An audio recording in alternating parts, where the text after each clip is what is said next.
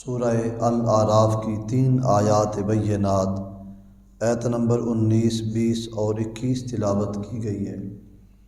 ان میں حضرت سیدنا آدم علیہ السلام آپ اور آپ کی بیوی کو جب جنت میں رہنے کو کہا گیا، پھر وہ جنت میں رہنے لگے تو شیطان نے ان کے دل میں وسوسہ ڈالا اور پھسلا دیا ان دونوں کو، تو وہ شجر ممنوعہ اس کا استعمال ہو جانے کے بعد وہ دونوں زمین پر تشریف لے آئے۔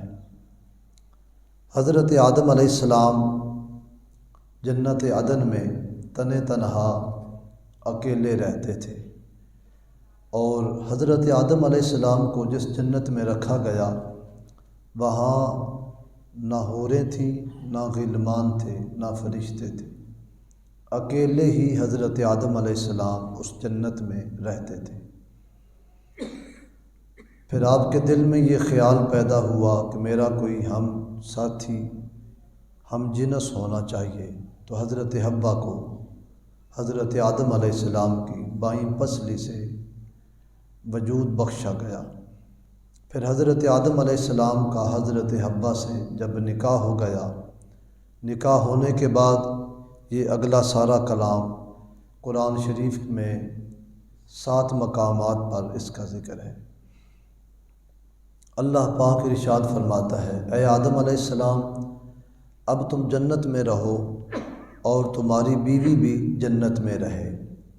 وَلَا تَقْرَبَا هَٰذِهِ الشَّجَرَةَ، یہ ایک درخت ہے، اس کے قریب نہ جانا۔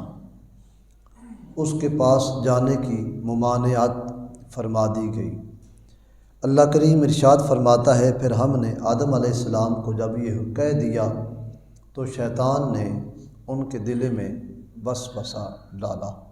کیسے ڈالا تفسیر میں آتا ہے، ارشاد ہوا، یا آدم اسکن انت وزوجک الجنہ، اور اے آدم تم اور تمہارا جوڑا جنت میں رہو، فَكُلَا مِنْ حَيْثُ شِئْتُمَا، پس جہاں سے تمہارا جی چاہے جی بھر کے کھا لو، وَلَا تَقْرَبَا هَٰذِهِ الشَّجَرَةَ فَتَكُونَا مِنَ الظَّالِمِينَ، اس پیڑ درخت کے پاس نہ جانا وگرنہ ہو جاؤ گے حد سے بڑھنے والوں میں سے۔ یہاں ترجمے کی بھی تصحیح کر لی جائے، عام مترجمین نے یہاں جو ترجمہ کیا وہ لفظ ظالم کا ترجمہ بھی انہوں نے یا گناہگار کہا یا ظالم ہی کہا، جبکہ نبی کے لیے یہ دونوں لفظ استعمال کرنے جائز نہیں ہے، کیونکہ نبی نہ تو گناہگار ہو سکتے ہیں تو نہ ہی ظالم ہو سکتے ہیں۔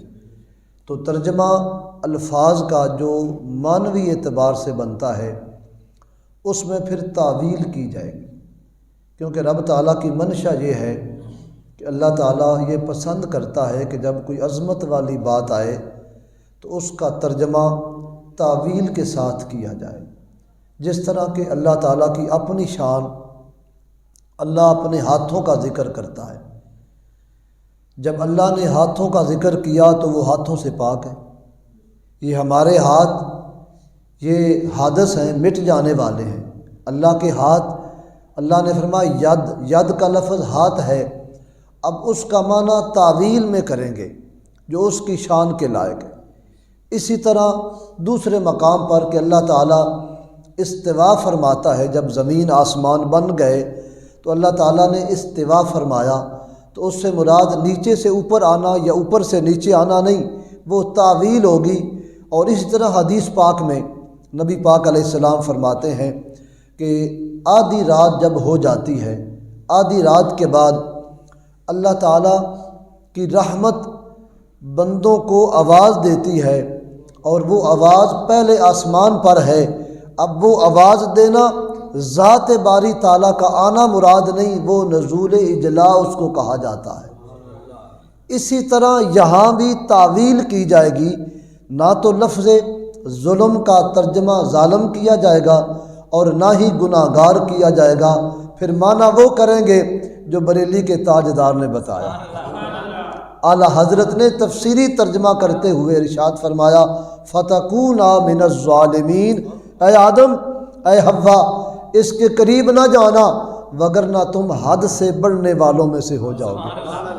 کہاں ظالم کہنا اور کہاں ان کو گناہگار کہنا اور کہاں عشق و محبت کی بولی میں انہیں حد سے آگے جانے والا کہنا۔ فوسوس لہما الشیطان، پس پھسلا دیا ان دونوں کو شیطان نے، یا وسوسہ ڈالا ان دونوں کے دل میں شیطان نے، لیبدیا لہما ما وریا عنہما من سوآتہما، پھر جب وسوسہ ڈالا تو وہ استعمال کر بیٹھے تو ان کے جسم کو کھول دیا گیا، ان کی شرمگاہیں کھل گئیں۔ وقالا ما نہاکما ربکما، تو بولے آدم علیہ السلام جب شرمگاہیں کھل گئیں تو شرم کے مارے نظریں جھک گئی تو رب نے فرمایا اے پیارے آدم کیا میں نے کہا نہیں تھا کہ اس کے قریب نہ جانا؟ وقالا ما نہاکما ربکما عن ہذہ الشجرہ، اس درخت کے قریب نہ جانا، انی لکما اللہ تکونا ملکین او تکونا من الخالدین، اے اللہ تو نے ہمیں تو منع فرما دیا تھا پر ہمیں دھوکہ دیا گیا اور ہمیں کہا گیا کہ اگر اس کے قریب نہیں جاؤ گے تو پھر شاید اس کے قریب نہ جانے کی وجہ سے تمہیں وہ مرتبہ نہ مل سکے، تو ہمیں قسم کے ذریعے دھوکہ دیا گیا۔ اللہ ہم نے پھر وہ اس چیز کو استعمال کر لیا کہ جس کے بارے میں ہمیں کہا گیا کہ اس میں ہمیشہ کی زندگی ہے، او تکونا من الخالدین۔ یہ شیطان کا کلام اللہ کریم نے قرآن شریف میں بیان فرمایا، وقاسمہما لکم انی لکما لمن الناصحین، پھر اس نے قسم اٹھائی کہ میں تم دونوں کا خیر خواہ ہوں۔ قرآن شریف میں تفسیروں میں آیا ہے کہ اس کائنات میں سب سے پہلا جھوٹی قسم کھانے والا شیطان ہے۔ جھوٹی قسم سب سے پہلے اس نے کھائی، اس سے پہلے کبھی فرشتوں نے قسم کا معاملہ ہی نہیں ہوا اور یہ اس نے ابتدا کر دی۔ اب اس کے نقش قدم پہ چلنے والے کئی لوگ ہیں، جھوٹی قسمیں کھا جاتے ہیں۔ اب آؤ، حضرت آدم علیہ السلام جنت میں رہ رہے ہیں اور شیطان کو نکال دیا گیا۔ اب ذہن میں رکھی جائے یہ بات کہ شیطان کو تو اس وقت نکالا گیا جب اس نے سجدہ نہ کیا، تو پھر اس نے وسوسہ کیسے ڈالا؟